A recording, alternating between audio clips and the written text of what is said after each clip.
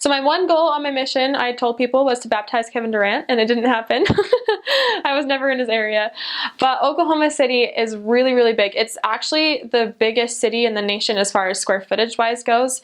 And that's just, I don't know, it's just there's a lot of suburbs of Oklahoma City, but it's technically the biggest, the largest, yeah.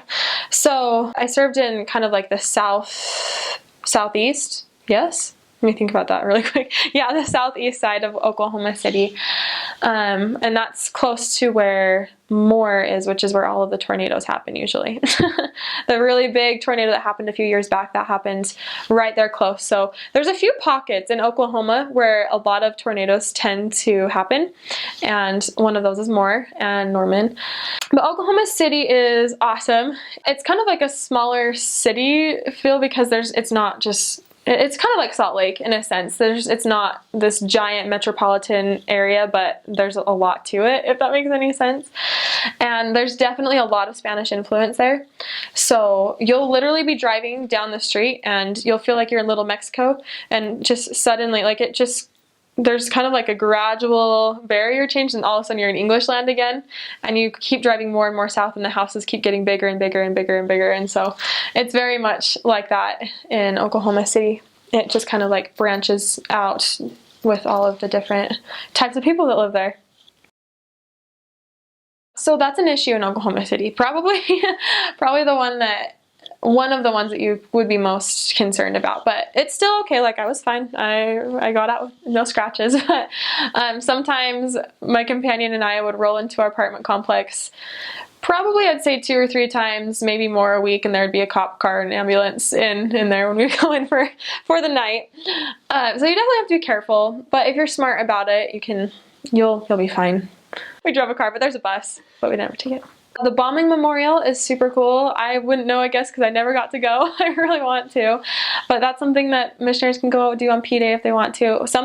Our ward mission leader took us to this place called Pops, which is really fun. That's just there on Old Route 66, and it's just this old-fashioned gas station that's been turned into this giant soda pop store. It's really cute. It's really fun. So that's fun. And then there's Bricktown, which is downtown, and there's just a bunch of different restaurants and things to do down there.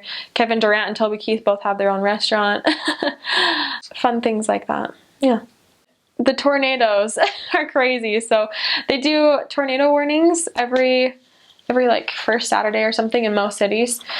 And one time my companion and I were just studying and a tornado warning went off, and we're thinking, oh no, there's going to be a tornado. And so we actually didn't have to go to the storm shelter. We ended up not needing to. There were tornadoes while I was there, but not when I was actually in the city.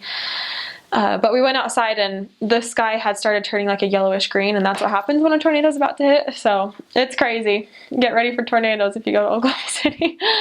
Oklahoma City, I got the privilege of going to a church called the Plymouth Brethren Church.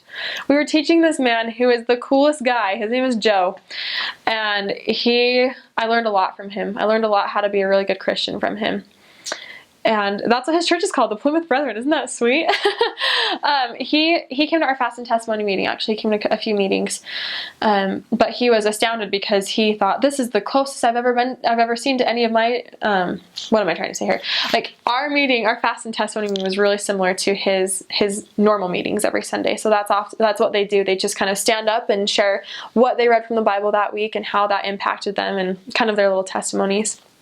And so he loved that about our church, and going and seeing that happen at his church was really fascinating and really fun to see how the Word of God can affect so many people in so many different ways. So that was really fun.